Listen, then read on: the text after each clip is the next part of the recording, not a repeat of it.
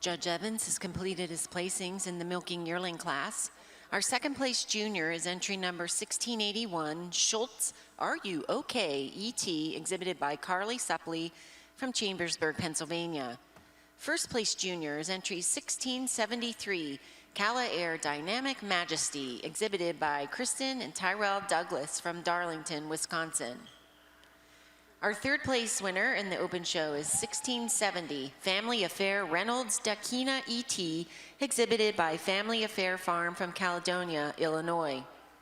Second in the class is entry number 1676, Cozy Country Reynolds Ray-Bans E.T., exhibited by Kurt Michelle and Cooper Wolf from Guttenberg, Iowa. And winning the class with Best Bred and Owned and Best Udder is entry number 1665, Olmstar A. Rectify, exhibited by Specific View Cattle Company and Damian and Kylie Ulmer from Cecil, Wisconsin. Congratulations. Judge Evans, your comments.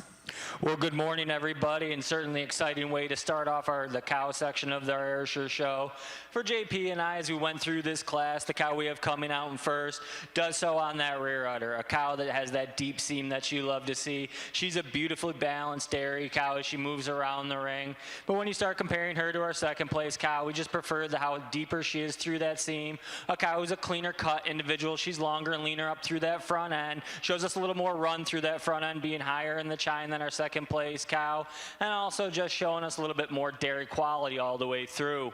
Second over third, a closer placing for us, but we're going to give the advantage to the second place cow on that width. She's wider on that chest floor, shows more expanse through that midsection, more depth to that rear rib, more spring to her rib all the way through, while also being longer and in that fore udder attachment than the cow we have coming out in third. A really balanced cow we have in third, a cow that you really admire that rear udder. I would grant back, I prefer how much deeper she is in the seam than our second place cow, but we just want to change that forward a little bit to get her up in that 2-hole. But it is the dairy quality that she has that gets her over our cow coming out in fourth. She's a cow that's just sharper, more angular all the way through. We prefer that rump structure being more level from hooks to pins for us today. A cow who's so much cleaner down through that bone structure than the cow we have in fourth.